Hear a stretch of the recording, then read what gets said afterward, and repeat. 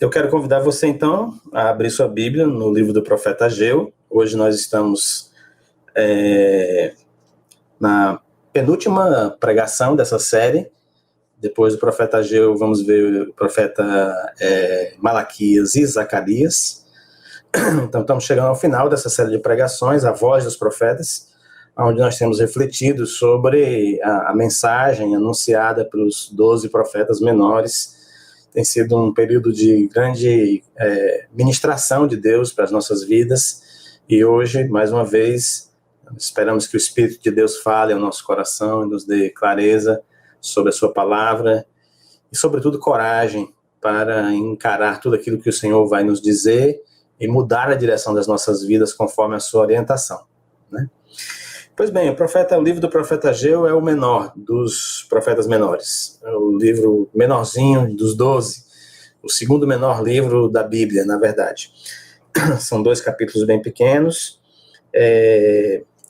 Eu quero começar dando uma contextualização histórica apenas breve, só para você entender em que ponto da história nós estamos. Nesse momento, no momento em que Ageu registrou sua profecia, todas aquelas profecias que nós vimos até agora já se cumpriram. Tudo aquilo que Deus anunciou através dos profetas, Amós, Sofonias, os demais profetas todos, desde o começo, né, e Oséias, aquelas profecias relativas ao cativeiro do povo de Israel, elas foram já cumpridas. Aquilo que Abacuque falou foi cumprido, e isso nos coloca numa posição histórica após o exílio do povo de Israel, o exílio babilônico. Então, nesse momento, o Reino do Norte já tinha sido levado cativo pelos assírios, e o Reino do Norte nunca mais foi restabelecido. E o Reino do Sul foi levado cativo pelo Império Babilônio, e lá ficou por 70 anos em cativeiro. Entre aqueles que foram levados cativos para a Babilônia estavam, por exemplo, Daniel e seus amigos. E Daniel e seus amigos viveram toda a experiência do cativeiro. Foram eles que foram colocados à prova na fornalha de fogo. Foi Daniel que foi jogado na cova dos leões. Tudo isso se deu no período do exílio babilônico, 70 anos, que o Reino do Sul ficou exilado, né, cativo num outro país. Mas no tempo certo, no tempo previsto por Deus, a profecia dos 70 anos de cativeiro foi dada pelo Senhor. Então, ao final desse período, Deus moveu o coração do rei, na época, era o rei Ciro, e esse rei editou um decreto. Esse decreto permitia aos judeus retornarem a Jerusalém. Então, esse retorno se deu em 2 partes. Num primeiro momento, um pequeno grupo, cerca de 50 mil judeus, retornaram para Jerusalém. E esse pequeno grupo começou a viver a vida ali, retornando do cativeiro. A cidade estava destruída, Jerusalém estava não completamente destruída, mas bastante destruída. O templo estava destruído, com certeza. E Deus então permitiu, através do decreto de Ciro, que esse pequeno grupo voltasse e desse início à reconstrução do templo. Mas logo depois que esse grupo começou a reconstruir o templo, vieram muitas dificuldades. Eles rejeitaram uma aliança com os samaritanos. Os samaritanos queriam participar desse processo, mas aqueles 50 mil que foram seus líderes entenderam que a aliança com os samaritanos não era de Deus, não era algo que fazia sentido, porque os samaritanos haviam rejeitado o Deus de Israel e viviam sobre outra crença. De maneira que eles rejeitaram os samaritanos, e os samaritanos se vingaram, então, denunciando o que estava acontecendo em Jerusalém e se opondo à reconstrução do templo. E diante dessas dificuldades e da oposição dos samaritanos, eles desistiram, na verdade, de fazer aquilo que eles foram fazer. E Ageu foi o primeiro profeta levantado pelo Senhor depois do exílio babilônico. Então, Ageu foi a primeira voz profética que se levantou depois do povo ter retornado para Jerusalém após 70 anos de exílio. Era o segundo ano do reinado, agora de Dario, não de Ciro, mas de Dario, era o segundo ano do reinado de Dario.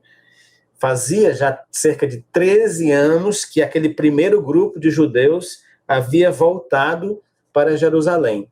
É nessa época que se dá a profecia do profeta Ageu. 13 anos, cerca de 13 anos após os primeiros judeus voltarem do exílio babilônico e se instalarem em Jerusalém, terem iniciado a construção do templo, mas desistido logo em seguida por causa da oposição e das dificuldades que eles enfrentaram. Pois bem, nós vamos caminhar verso por verso no primeiro capítulo todo e um pedaço do segundo capítulo, então peço que você acompanhe comigo. Ageu capítulo 1, verso 1, diz o seguinte: em 29 de agosto do segundo ano do reinado de Dario, o Senhor transmitiu esta mensagem por meio do profeta Ageu ao governador de Judá, Zorobabel, filho de Seatiel, e ao sacerdote Josué, filho de Jeozadaque. Meus irmãos, é muito interessante esse começo do livro de Ageu, porque Ageu diz claramente que, deixa bastante explícito, que ele não tinha uma mensagem própria. Ageu se apresenta como um intermediário. A palavra vem do Senhor. Então, ele recebe, recebeu, o Senhor transmitiu essa mensagem por meio do profeta. A mensagem, a palavra vem do Senhor e o profeta transmite. E o profeta transmite essa mensagem ao governador e ao sumo sacerdote, as autoridades, as duas principais autoridades, civil e religiosa. Deus tinha algo a dizer para eles. E Ageu, então, o primeiro profeta levantado no tempo após o exílio babilônio, ele, então, tem algo a dizer. Mas eu queria fazer uma referência bem breve a essa questão de Ageu dizer que o Senhor transmitiu essa mensagem por meio do profeta ao governador e ao sumo sacerdote. Porque isso diz algo para nós importante, diz que, na verdade, assim como o profeta, nós também não temos uma mensagem nossa a trazer para esse mundo. Então, engana-se o cristão, engana-se o seguidor de Jesus, que acha que tem uma mensagem dele mesmo para trazer para este mundo. Nós não temos nenhuma mensagem, a mensagem é do Senhor. A palavra é do Senhor. Nós não temos nada que nós possamos oferecer a respeito deste mundo, do que é melhor para esse mundo, do que é melhor para as pessoas. Engana-se quem acha que tem algo a dizer para os outros, de si mesmo, a respeito da maneira como a vida deve ser vivida, como as coisas devem acontecer. Não há. O próprio profeta Ageu diz: a mensagem veio do Senhor, o Senhor transmitiu através de mim. Então não temos uma mensagem própria, mas somos portadores da mensagem, e porque somos portadores da mensagem, devemos conhecer a mensagem. A mensagem do Senhor vem através daqueles que servem ao Senhor, aqueles que são discípulos de Jesus, aqueles que abraçaram ao Senhor Jesus como o seu Salvador, o seu Senhor, e foram tomados pelo Espírito de Deus, batizados neste Espírito, e que agora esse Espírito vive neles. São esses que têm uma mensagem, não própria, não de si mesmos, mas a mensagem que vem do nosso Deus, portadores, portanto, da mensagem. E algo interessante é que Joel, ao ouvir a mensagem de Deus, que não era para ele, Joel, mas era para o sumo sacerdote, para o governador, Joel não retém.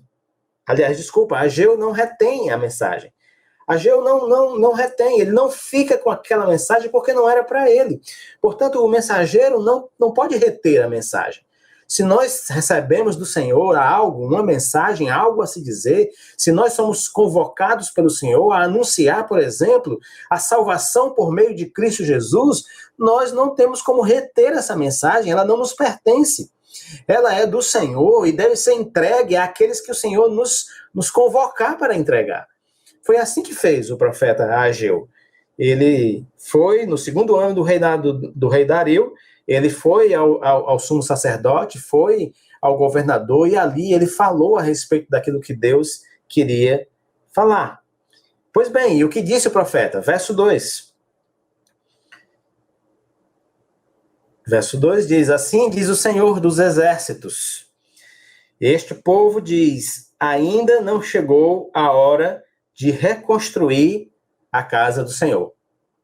Bom, é muito interessante, porque esse grupo já fazia cerca de 13 anos que estava ali em Jerusalém e tinha chegado ali, tendo sido libertado do cativeiro babilônio, e um dos seus objetivos era reconstruir a cidade e reconstruir, sobretudo, o templo. Porque o templo era o símbolo da presença de Deus no meio do povo de Israel. E, portanto, essa era a missão. E agora, o que eles diziam era, olha, não chegou a hora ainda de construir a casa do Senhor. Não é tempo ainda. Alguns estudiosos dizem que eles faziam contas e diziam, esses 70 anos da profecia ainda não se passaram. E isso é algo muito interessante, porque diante das dificuldades que eles enfrentaram para construir o templo, eles acharam uma desculpa para não fazer. Eles criaram uma narrativa. Não só uma narrativa, eles fizeram contas e criaram toda uma história para apoiar a ideia de que ainda não tinha chegado o tempo do cativeiro e, portanto, o tempo do fim do cativeiro, e, portanto, ainda não deveria ser erguido o templo do Senhor, não deveria ser reconstruído. E assim eles diziam, ainda não chegou o tempo de reconstruir a casa do Senhor. Olha que o profeta Ageu apresenta isso como uma espécie de denúncia. O profeta Ageu apresenta isso como, olha, eu sei o que vocês estão fazendo.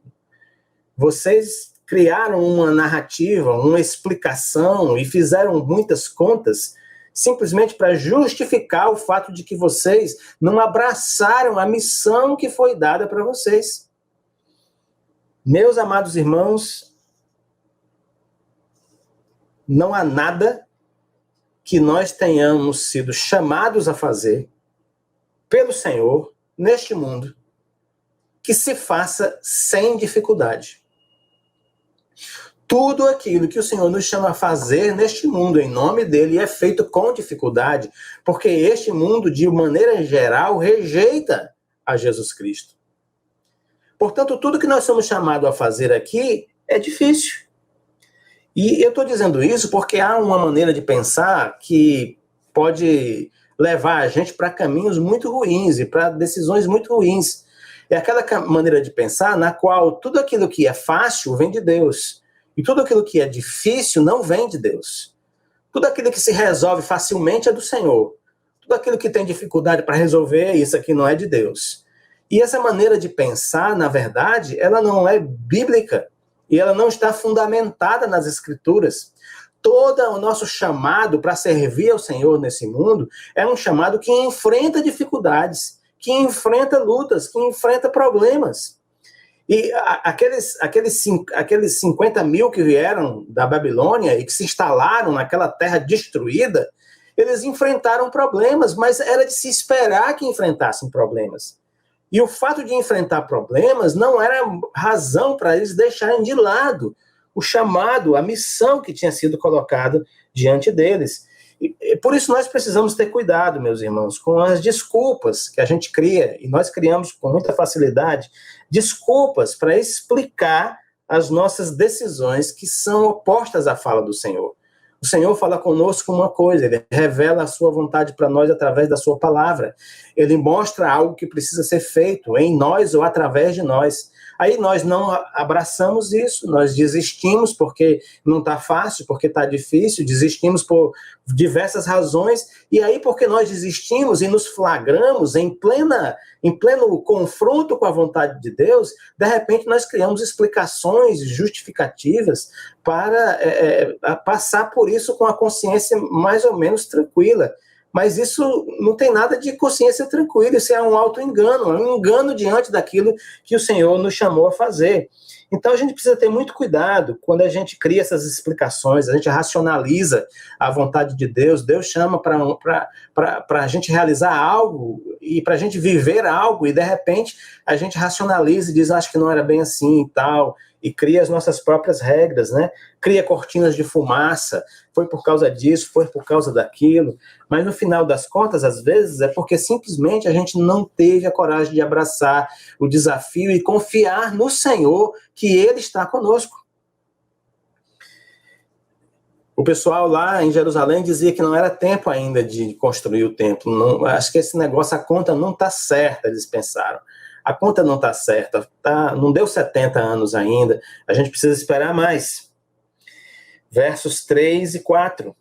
Diante dessa denúncia, desse dedo colocado ali, né, na ferida pelo Senhor, então nós temos o profeta Ageu dizendo o seguinte: então o Senhor enviou esta mensagem por meio do profeta Ageu. Olhem a mensagem do Senhor. Por que vocês vivem em casas luxuosas, enquanto minha casa continua em ruínas?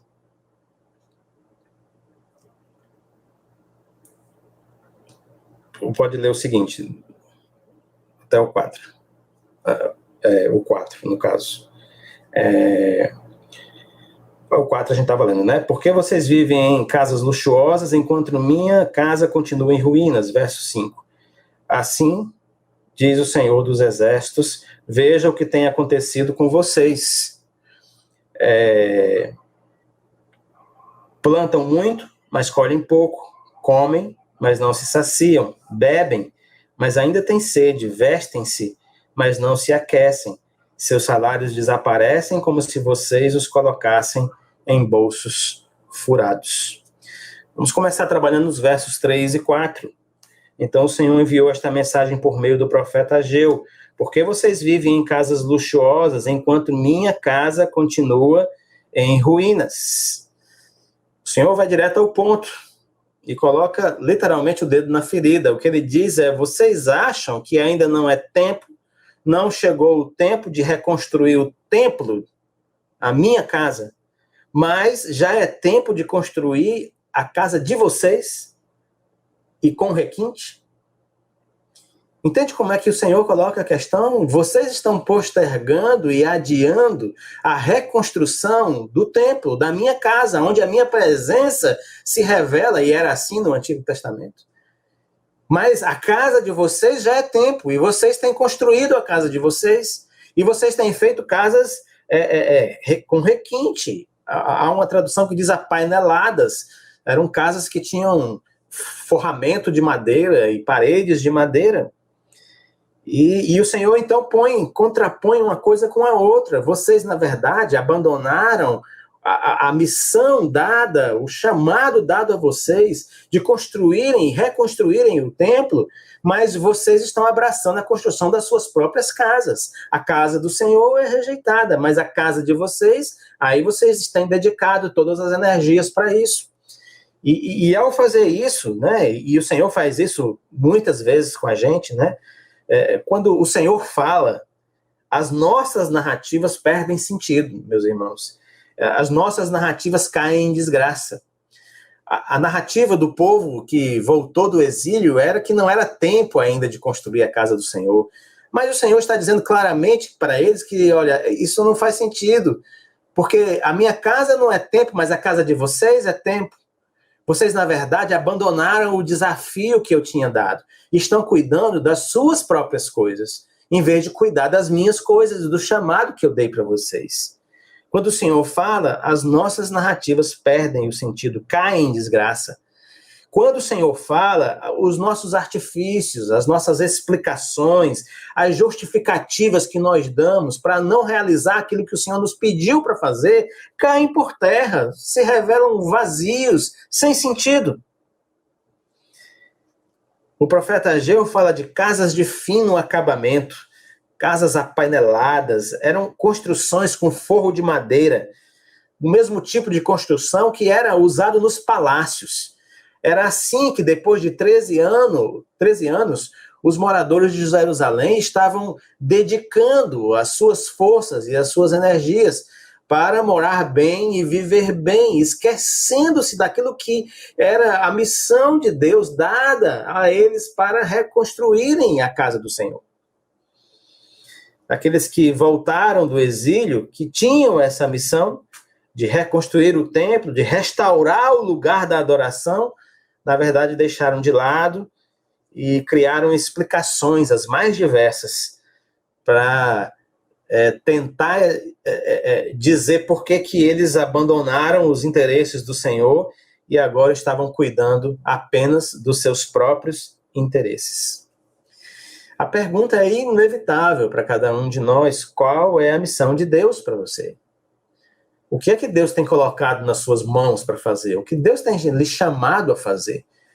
O que Deus lhe disse agora, isso daqui, você vai tomar conta disso, você vai realizar em meu nome, para a glória do meu nome. Você vai realizar isso e Deus lhe coloca nas mãos algo. E o que foi que ele lhe colocou? Essa missão de Deus tem sido a bússola da sua vida? Ou você abandonou a bússola da sua vida que Deus lhe deu e está andando agora com base nas suas próprias ideias, nos seus próprios projetos? Você deixou de lado a missão que o Senhor deu de restaurar o lugar de adoração e agora está cuidando do forro de lambri dos seus próprios projetos, dos seus próprios desejos, daquilo que você gostaria. Você precisa pensar sobre isso. Era essa a questão que Deus estava colocando através do profeta Ageu para aquelas pessoas. 13 anos. 13 anos em que eles abandonaram aquilo que Deus colocou nas mãos deles para ser realizado. E agora eles viviam mais pensando em si mesmos e nas suas próprias casas. Enquanto isso, o templo do Senhor, o local da adoração, aquele símbolo que representava a presença de Deus, estava debaixo de escombros. Versos 5 e 6. Há uma outra questão muito interessante. Versos 5 e 6 diz assim: assim diz o Senhor dos Exércitos, vejam o que tem acontecido com vocês. Plantam muito, mas colhem pouco, comem, mas não se saciam, bebem, mas ainda têm sede, vestem-se, mas não se aquecem. Seus salários desaparecem como se vocês os colocassem em bolso furado. Bom, eu quero refletir sobre esse texto, pensando principalmente na primeira frase que é dito aqui, diz assim, vejam o que tem acontecido com vocês. Na NVI, a versão ela é um pouquinho diferente. Jonathan, põe pra gente aí. A NVI diz assim, que faz bem sentido para o que a gente está refletindo nesse momento. Agora é o mesmo verso 5. Agora, assim diz o Senhor dos Exércitos, vejam aonde os seus caminhos os levaram. Vejam aonde os seus caminhos os levaram. Meus irmãos, uma das marcas do relacionamento de Deus com a humanidade é o seu constante chamado à reflexão. Se há deuses que são ditadores e determinam coisas, o Senhor, o Deus de Abraão, Isaac, Jacó, o Pai do nosso Senhor Jesus Cristo, o Deus revelado nas Escrituras, ele é um Deus que busca constantemente o relacionamento e a reflexão. É um Deus que chama a reflexão desde o Éden, passando por Abraão e os seus descendentes, depois por Moisés, Josué. Deus não se impõe. Deus chama para conversar. Deus chama para refletir. Essa é uma marca do Deus a quem nós adoramos. Essa é a marca de Jesus Cristo, nosso Salvador. Essa é a marca do Evangelho do Reino. Ele chama a reflexão, ele não impõe, ele não obriga, mas ele chama para pensar. Veja só, a Adão, o Senhor perguntou, onde estás?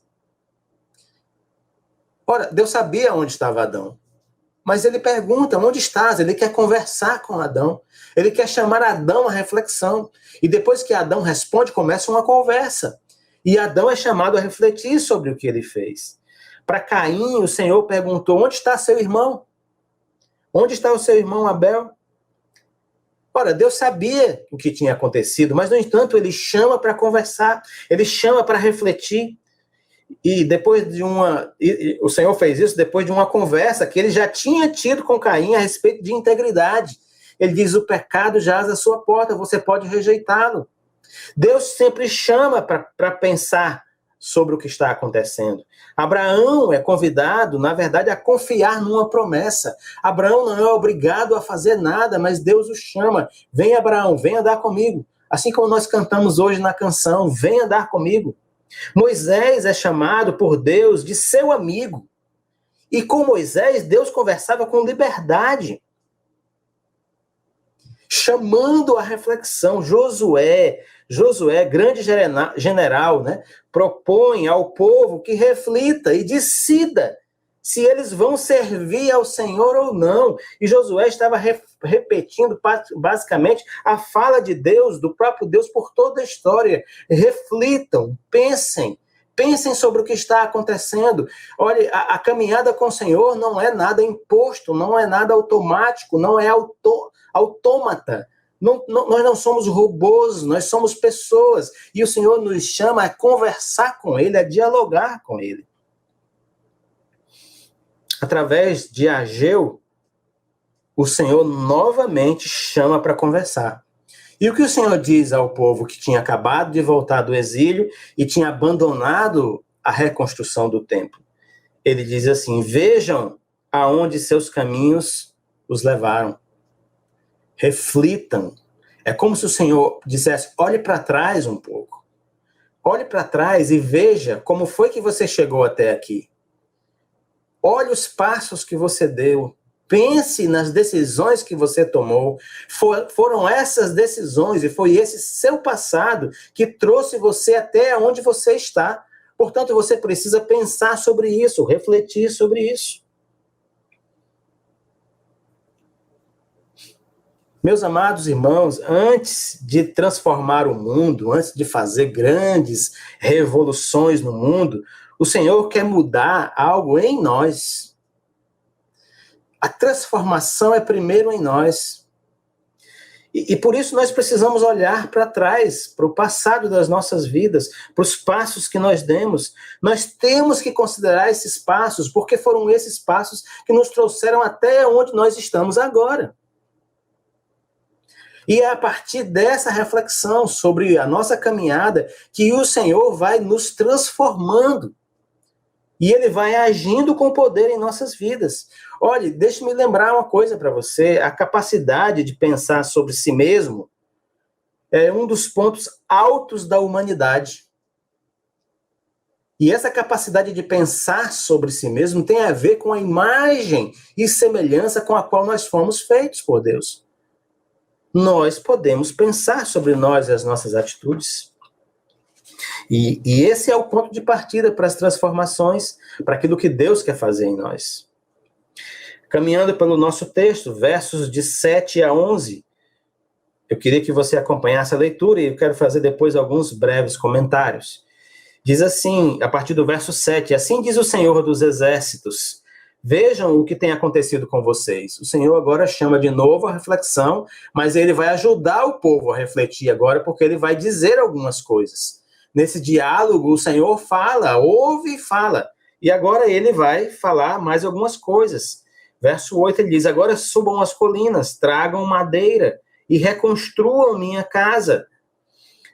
Então me alegrarei nela e serei honrado, diz o Senhor. Verso 9. Vocês esperavam colheitas fartas, mas elas foram escassas. E quando trouxeram este pouco para casa, eu fiz desaparecer com um sopro. Por quê?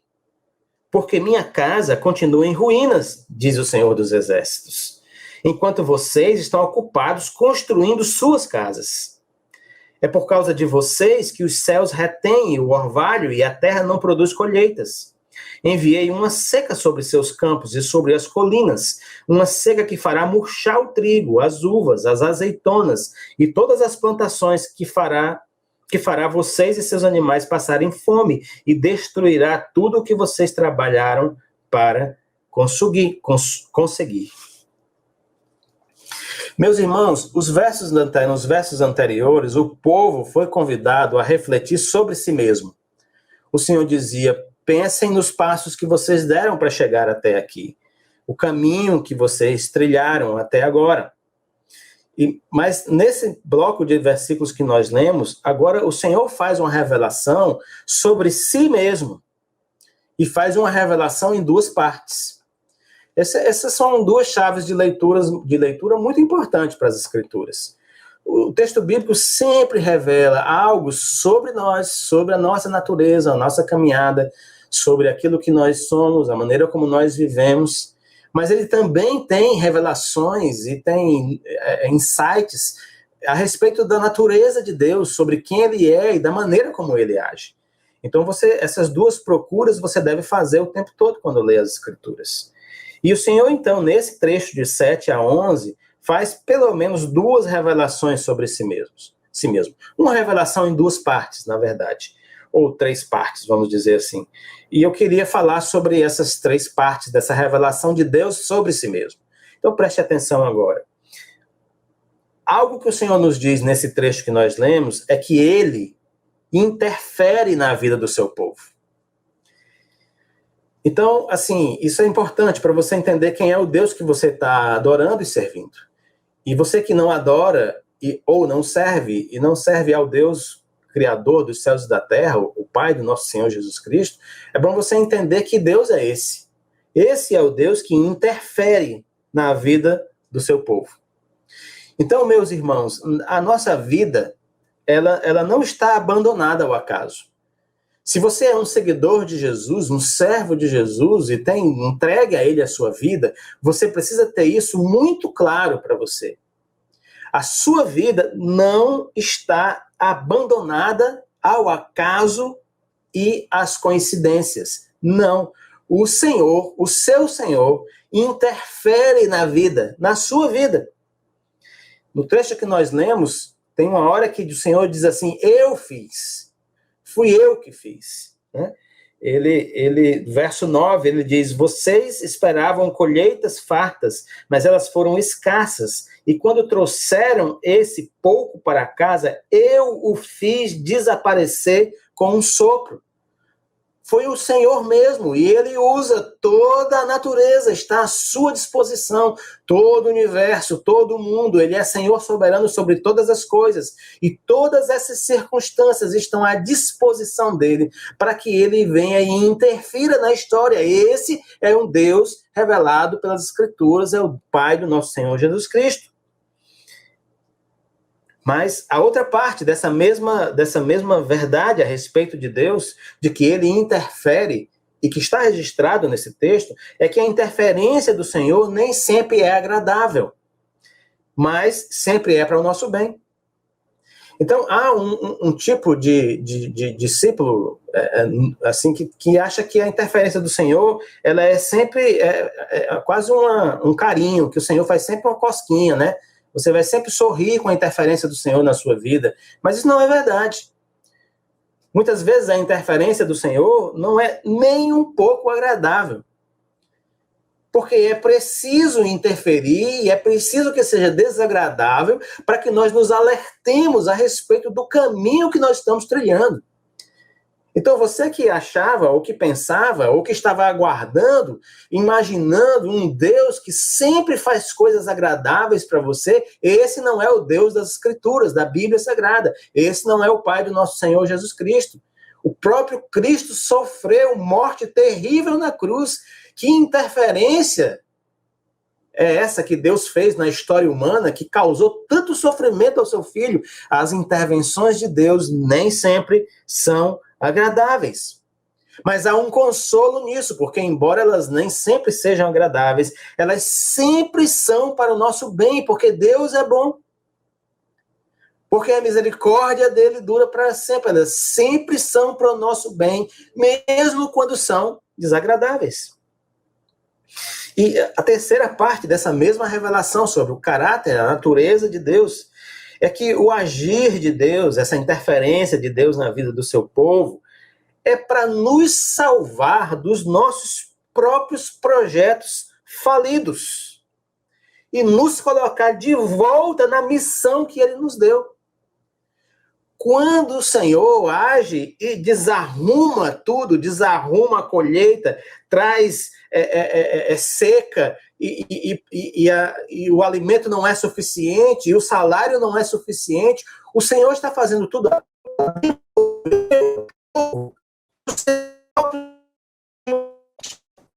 para que eles fracassem naquilo que eles estão querendo fazer por si mesmos e acabem se voltando para aquilo que é o projeto de Deus para eles.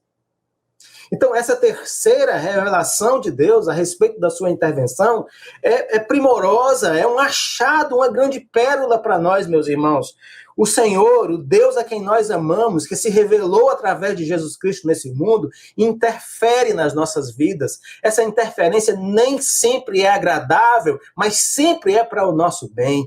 E tem como propósito fazer fracassar os nossos projetos falidos, para que nós voltemos ao projeto que Deus tem para nós. Aleluia, louvado seja o Senhor por isso.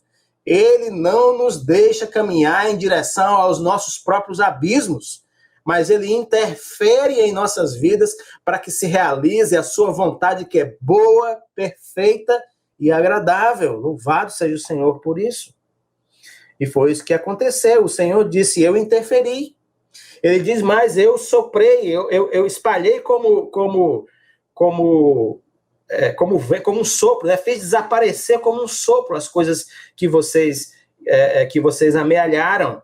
E ao final ele diz, eu enviei uma seca e não vai ter azeitona, não vai ter uva, não vai ter nada. Entendam, o projeto de vocês está falido. Abracem aquilo que eu coloquei para vocês. Verso 12. Esse texto, de uma forma geral, também há um certo diálogo entre o Senhor, né, e aqueles que ele levou a mensagem através do profeta Ageu. Então, verso 12, nós lemos o seguinte: então Zorobabel, filho de Seatiel, e o sumo sacerdote Josué, filho de Jeozadak, Zorobabel era o governador, obedeceram a mensagem do Senhor, seu Deus. Que coisa! Eles obedeceram a mensagem do Senhor, seu Deus. Quando o povo ouviu as palavras do profeta Ageu, que o Senhor, seu Deus, tinha enviado, temeu o povo. Amados irmãos, os líderes e o próprio povo, o governador, o sumo sacerdote e o próprio povo, depois que ouviram todas essas palavras do profeta Ageu, eles caíram em si. Você sabe o que é cair em si? Se dar conta de onde você está, do que você fez, de como você tem agido, pois eles caíram em si. Eles estavam com a mente turva por causa da cortina de fumaça, dos artifícios de raciocínio, das racionalizações que eles criaram para justificar a sua maneira de agir. Mas diante da palavra do profeta Ageu, eles caíram em si. O Senhor, ao falar com eles, pôs um espelho diante deles. E pôs um espelho e os descreveu e disse, é assim que vocês têm agido. É assim que vocês têm feito. Olhem aqui. E eles, ao olharem o espelho que Deus pôs diante deles, eles viram que era verdade aquilo que o Senhor falava. E aí caíram em si. Ah, meus amados irmãos, caíram em si e obedeceram. Eles obedeceram, ouviram a voz do Senhor e obedeceram. Essa convicção que eles tiveram de que Deus estava falando através do profeta Ageu, aquilo que era verdadeiro sobre eles, tornou-se em ação. Essa não era um mero assentimento intelectual. Não é que eles disseram, realmente o Senhor tem razão nisso. Não. Eles se encheram de convicção de que aquilo era verdade. E essa convicção se tornou em ação. E sabe o que eles fizeram? Saíram a buscar madeira. Não mais madeira para construir o forro das suas casas, mas agora para construir o templo do Senhor, o símbolo da adoração a Deus. Eles deixaram os seus próprios projetos de lado. e abraçaram agora o projeto que o Senhor tinha colocado nas mãos deles, desde que eles vieram da Babilônia para lá. E transformaram, assim, uma convicção que chegou a eles pela revelação de Deus, pela palavra de Deus, em ações práticas. Meus irmãos, um certo comentarista afirmou que a obediência é a única evidência de que alguém, de fato, ouviu a voz de Deus. Então, se alguém diz ouvir a voz de Deus, a única evidência capaz de comprovar isso é atender a voz de Deus, é obedecer. Porque aquele que diz ouvir, mas não obedece, apenas escutou, mas não abraçou aquilo que o Senhor falou ao seu coração. Então, a obediência, essa obediência que agrada tanto a Deus, ela tem algumas características, e eu quero falar delas a partir desse texto que nós vimos. Porque a obediência que agrada a Deus, pelo que nós vimos até agora, ela é fruto primeiro de uma reflexão sobre si mesmo. Então, não é uma obediência translocada, uma obediência, assim, de supetão, que você, eu vou obedecer porque é isso mesmo. Não, calma. Essa obediência que agrada ao Senhor, essa obediência que vem da convicção profunda que se instalou no coração, porque você pensou sobre o seu caminho, pensou sobre você, pensou sobre os passos, e viu que o espelho que Deus colocou diante de você revela a verdade sobre você. Então, essa obediência que vem da reflexão sobre nós mesmos, ela agrada ao Senhor. Essa obediência que vem sobre a reflexão a respeito de Deus. Eles entenderam, Deus interfere na história. Os passos que eles deram, eles estavam cercados da ação de Deus. Então, essa obediência que vem da reflexão a respeito do agir, do interceder de Deus em nossas vidas, também agrada ao Senhor. Esse tipo de obediência, ela troca o medo. Ela não é uma obediência por medo. Ela não é obediência porque você está se pelando de medo porque Deus vai fazer alguma coisa contra você. Não é isso.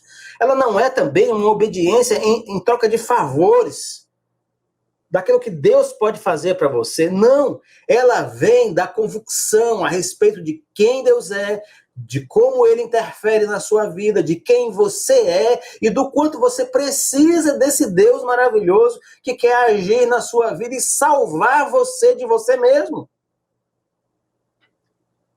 Eu queria que a gente lesse 1 Samuel, capítulo 15, verso 22, porque nesse trecho, Deus explica como a obediência, nesses termos que a gente falou, é tão preciosa para Ele. O texto diz assim: o que agrada mais ao Senhor? Holocaustos e sacrifícios ou obediência à voz dele?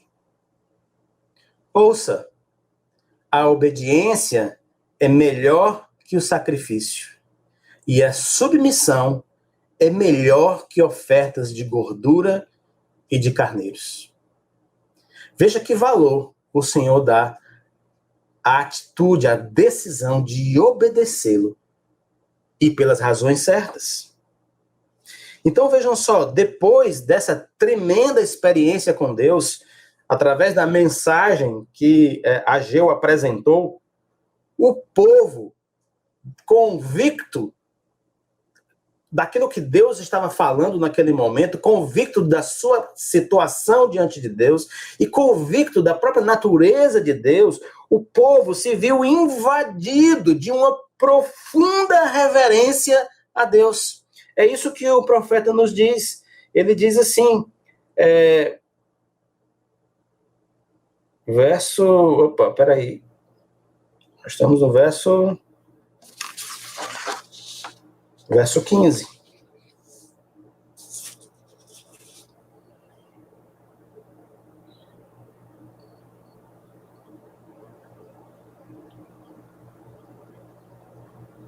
Acho que eu me perdi aqui no verso, meus irmãos. Só um pouquinho, peraí. 13. Opa, achei aqui. Na verdade, é o final do verso 12. Diz assim: quando o povo ouviu as palavras do profeta Ageu, que o Senhor, seu Deus, tinha enviado, temeu o Senhor. Essa palavrinha, temeu, é essa profunda reverência a Deus. Isso não é medo. Não há medo nenhum disso. Eles foram tomados de uma reverência profunda por perceber quem é Deus e quem eles são. Então, deixe-me dizer algo rapidamente a respeito disso.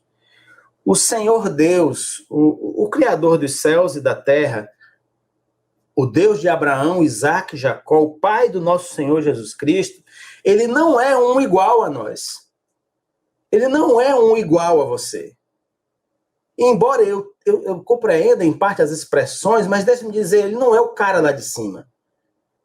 Ele não se presta a ser nivelado com cada um de nós. Não é isso. O Deus criador dos céus e da terra está em outro patamar. Não é porque nós temos medo dele, não é para ter medo, porque ele é amor. Mas também nós não podemos perder de vista a profunda reverência e o respeito pelo qual ele é digno, do qual ele é digno. Então, eu acho que, de certa forma, a gente tem perdido um pouco dessa reverência, desse temor, desse respeito profundo pelo Deus Criador dos céus e da terra. Isso não nos impede de tê-lo próximo de nós. Mas nós precisamos equilibrar essas duas coisas, porque ele não é um igual a nós. E nós devemos, portanto, levar em conta isso. Trocar o medo, porque não é medo, por uma profunda reverência ao Senhor. E quando é que isso acontece? Isso acontece quando nós crescemos no aprendizado a respeito da natureza de Deus. Quando nós começamos a entender de forma mais clara como é o agir dele nas nossas vidas. Então isso vai enchendo o nosso coração de encanto e de adoração e de contemplação, porque a gente olha para as maravilhas que Deus fez e aquilo então enche a gente de reverência por quem Deus é e por aquilo que ele está fazendo. Foi isso que aconteceu com aquele povo.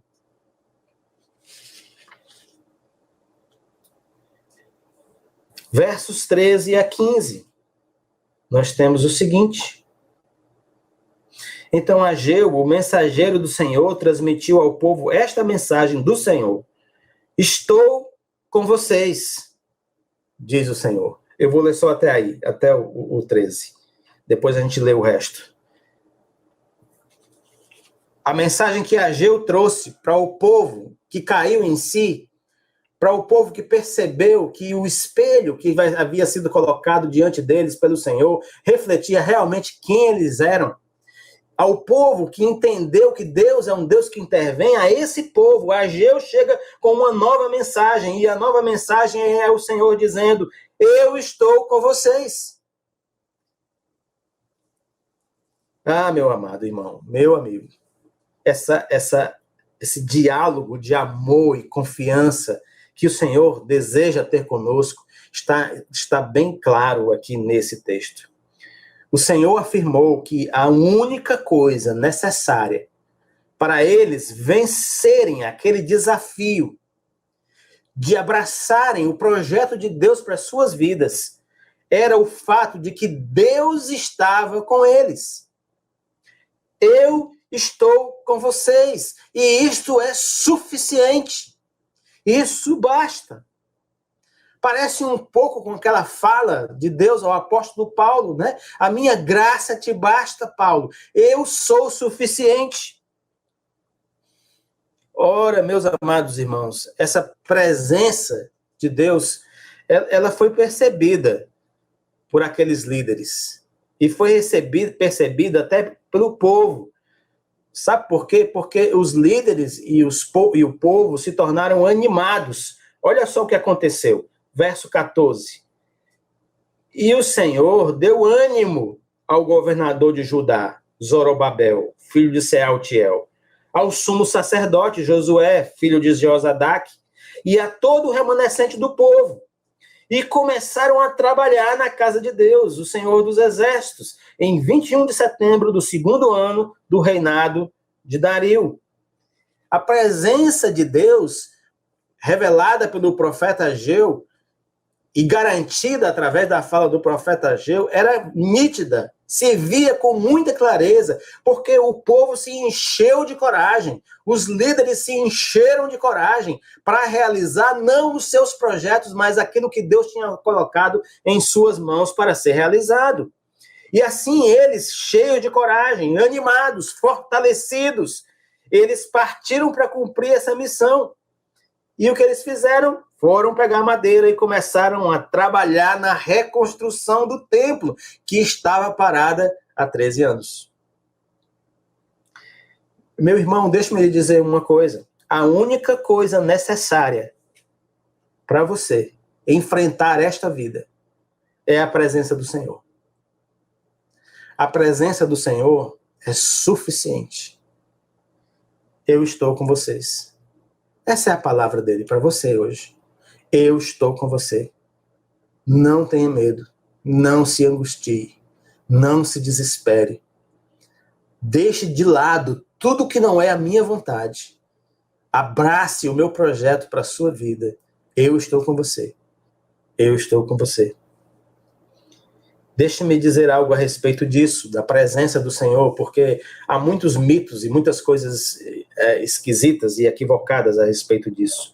Quando a gente fala da presença do Senhor, né, a gente não está tratando aqui de um arrepio. Não é que você vai sentir um arrepio, Deus está aqui, me arrepiei. Não é uma visão, eu tive uma visão e Deus está aqui. Não. Na verdade, é de experimentar um diálogo com Deus. Ouvir Deus falar com Deus, ouvir e falar, até que a voz do Senhor se torne discernível para você, até que você entenda e perceba quando é que é o Senhor que está falando. E quando isso acontece, quando você consegue discernir a voz do Senhor, falando através da palavra, das circunstâncias, do seu próprio interior, por meio do Espírito que habita em você, quando a voz do Senhor se torna discernível, a presença dele também se torna completamente discernível, se torna reconhecível. E essa presença é notada porque você se enche de coragem, porque você percebe que o Senhor está tratando com você. Você está conversando com ele, você fala e ele ouve você, e ele fala com você. E aí você é tomado, então, dessa coragem. E essa coragem toma a gente para a gente cumprir a missão que ele nos deu. Preste atenção, essa coragem não é para fazer o que talvez você gostaria de fazer, ou que outro fizesse. Não, essa coragem que enche de você para enfrentar o mundo e realizar aquilo que Deus colocou nas suas mãos para fazer.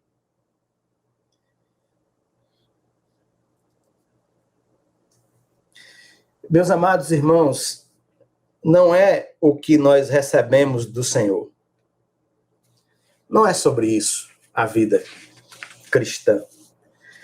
A vida cristã não é sobre o que nós podemos obter de Deus, mas é sobre Ele mesmo, sobre Deus e quem Ele é e o que Ele faz, sobre o seu Filho Jesus Cristo, que se fez gente e que revelou a glória do Pai. É sobre o Espírito Santo de Deus, que habita todo aquele que se rende a Jesus Cristo. É sobre o próprio Deus, não é sobre algo que ele possa nos dar. Foi assim que Jesus se despediu dos seus discípulos. Ele disse assim, em Mateus 28, 20, estarei convosco todos os dias, até a consumação dos séculos. É a presença dele, é sobre a presença dele. É sobre ele mesmo enchendo a vida da gente. É sobre isso a caminhada cristã. Não é o que dele nós podemos obter, mas é ele mesmo que nos completa completamente. Foi assim que Paulo falou aos irmãos de Corinto: o Deus da paz seja com todos vocês, em Romanos 15, 33. Porque não é apenas acompanhado Aliás, porque é apenas acompanhado de Deus, é apenas com a presença de Deus que a vida se torna tudo aquilo que ela deve ser. Portanto, é a presença dele que faz a diferença.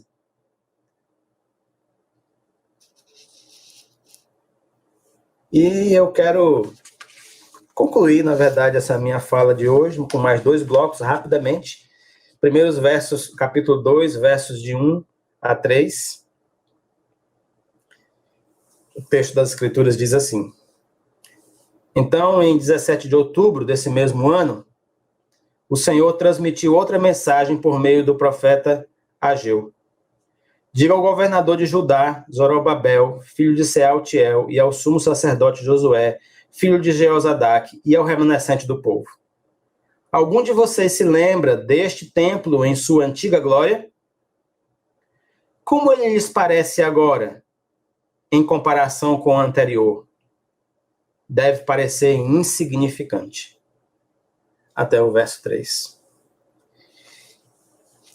Bom, a gente está falando de caminhar com o Senhor e da presença dele conosco e de abrir mão dos nossos próprios projetos, das nossas próprias casas apaineladas e bonitinhas e requintadas e abraçar a reconstrução daquilo que o Senhor colocou como expressão e como símbolo de adoração a ele, a sua própria obra entregue a nós, aquilo que ele nos chamou a fazer. Pois bem, meus irmãos, muitas coisas podem nos privar dessa caminhada de amor e confiança, de abraçar esse desafio que o Senhor nos dá. Muitas coisas podem nos desviar pelo meio do caminho e nos tirar daquilo que o Senhor nos chamou a fazer. Quando o povo começou a reconstruir o templo, aconteceu algo muito impressionante. Eles foram invadidos de um certo saudosismo da grandeza do primeiro templo. O templo destruído ali era o templo, o grande templo construído por Salomão. Aquele que Davi deixou recursos para o seu filho construir, que Salomão juntou ainda mais, era um templo simplesmente exuberante. Ele estava, esse grande templo, sob escombros. Ele já havia sido destruído, mas na memória do povo ainda havia a imagem daquele grande e esplendoroso templo. Talvez alguns daqueles que estavam ali eram crianças pequenas quando foram levadas cativas para a Babilônia, e agora eles traziam ainda consigo a imagem daquele templo maravilhoso. E quando eles começaram a construir, a reconstruir, eles foram invadidos assim de um sentimento de saudosismo e de comparação. Eles olharam para aquilo que eles estavam fazendo e pensaram, isso daqui está muito longe do que era o templo. Muito longe. A reconstrução deles não chegava nem aos pés do que era o grande templo de Salomão. E Deus sabia disso. Isso é tão maravilhoso, meus irmãos, porque a gente pode pensar que um Deus que não seja correto, ético, diz assim, não, isso aqui tá tudo bem, esse templo não tá tão bom, mas eu vou gostar dele. Olha, não, Deus estava dizendo claramente, disse para ele, eu sei que o que vocês estão fazendo agora não chega nem aos pés, parece nada diante do templo que havia antes. Então Deus não esconde a realidade, Deus, na verdade, põe diante deles a razão, se eles ainda não haviam entendido, dos sentimentos que estavam tomando conta deles. O Senhor diz, comparado a ele, comparado ao templo de Salomão, não é como nada o que vocês veem agora? E o povo, a resposta do povo era uma só, sim, Senhor, é como nada. Isso que nós estamos fazendo aqui parece nada diante daquilo que era o teu templo antes. E eles estavam consumidos, então, por esse sentimento de comparação e de saudosismo com o que havia sido o grande templo de Salomão. Então, deixe-me dizer uma coisa, e eu estou bem perto de terminar agora. Quando nós decidimos obedecer ao Senhor, assim como o remanescente de Israel ali, que chegou depois do exílio, também decidiu obedecer ao Senhor, depois de ouvir o profeta Ageu, Quando a gente decide abrir mão dos nossos próprios projetos e abraçar aquilo que Deus quer fazer em nossas vidas, ouça o que eu vou dizer agora, nem sempre as coisas que nós fazemos são grandiosas. Há uma mentira que é exposta, né? E é colocada para muitas pessoas, e as pessoas abraçam, né? Que é assim, tudo que Deus faz e vai fazer através da vida de alguém é muito grande. Ó, Deus tem uma grande obra na sua vida, Deus vai fazer algo muito grande através de você. Tudo que Deus vai fazer é imenso, é grande, é desmensurado. E isso acaba criando tanta expectativa nas pessoas, expectativas falsas, porque nem sempre aquilo que Deus faz através de nós parece grande. Aquele povo estava ali fazendo um templo e era nada se comparado ao templo de Salomão. Muitas vezes, quando nós comparamos o pouco que nós estamos fazendo em obediência ao Senhor, e nós comparamos com aquilo de esplêndido que já foi feito no passado, ou quando nós comparamos daquilo de muito grande que está sendo realizado por outras pessoas agora, é como se aquilo que nós estivéssemos fazendo fosse nada. Eu não sei se você já se sentiu assim, meu irmão, mas eu já me senti assim. É como se os seus minutinhos de oração fossem nada diante do grande herói de oração. É como se o capítulo da Bíblia que você leu ontem fosse nada diante de quem lê 30 capítulos no dia. É como se a sua ajuda àquela pessoa que está necessitada fosse nada diante daqueles que dão milhares e que ajudam muitas pessoas. É como se o seu serviço e a sua atuação e aquilo que você realiza para o Senhor, obedecendo à vontade dele, fosse nada comparado a tudo aquilo que você está olhando para fora e para o lado. E a gente é invadido de um sentimento muito ruim por causa disso. Era assim que aquele povo estava naquele momento. Portanto, eu quero dizer algo para você, algo que Deus disse para aquelas pessoas. E eu quero, na verdade, concluir com essa fala do Senhor. Primeiro eu quero dizer, não desanime, não desfaleça. Ouça o que o Senhor tem para dizer. Você que está se sentindo assim. Foi assim que o Senhor se expressou.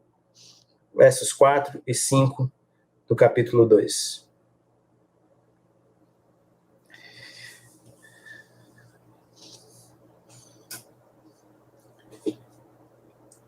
Assim diz o Senhor: seja forte, Zorobabel. Coragem, Zorobabel. Seja forte, sumo sacerdote Josué. Coragem, Josué. Sejam fortes. Sejam corajosos. Todos vocês que restam na terra, mãos à obra, pois eu estou com vocês, diz o Senhor dos exércitos. Esta é a aliança, o verso seguinte, Jonathan. Meu espírito habita em seu meio, como prometi, quando vocês saíram do Egito. Portanto, não tenham medo. Eu tinha anotado aqui a versão da NVI, ela me parece bem mais capaz de expressar tudo aquilo que o Senhor estava querendo dizer naquele momento. Então, coloca aí a NVI desde o começo, Jonathan, porque eu queria ler ela. Isso, diz assim: coragem, Zorobabel, declara o Senhor. Coragem, sumo sacerdote Josué, filho de Jeozadak. Coragem, ao trabalho, ó povo da terra, declara o Senhor, porque eu estou com vocês, declara o Senhor dos exércitos. Esta é a aliança que fiz com vocês. Fiz quando vocês saíram do Egito. Meu espírito está entre vocês. Não tenham medo. Converse com o Senhor, meu irmão, sobre o caminho que trouxe você até aqui, aonde você está. Reflita sobre você. Reflita sobre o agir de Deus em sua vida. Ouça a voz do Senhor e obedeça. E tenha certeza, o Senhor está com você. Ele vai lhe ajudar. Ele vai ser o seu lugar seguro. Ele vai ser o seu socorro nos dias mais difíceis. Quando você entregar a sua vida e colocar a sua vida completamente rendida ao projeto dele, ao sonho dele, à vontade dele para você e através de você. Que o Senhor nos ajude, que Ele caminhe conosco, para que a gente possa experimentar essa presença tremenda dele, enchendo as nossas vidas, para que a gente se encha dessa reverência maravilhosa, essa reverência profunda a quem Ele é e pelo que Ele faz. E assim a gente possa, mesmo quando as coisas parecerem pequenas e insignificantes, mesmo quando a vida não parecer grandiosa, ter a certeza e a convicção de que o Senhor está conosco. E isso é o que importa. É que Ele está conosco, o seu Espírito está em nós. E a sua obra em nós vai se realizar e se completar por meio daquilo que Ele está fazendo.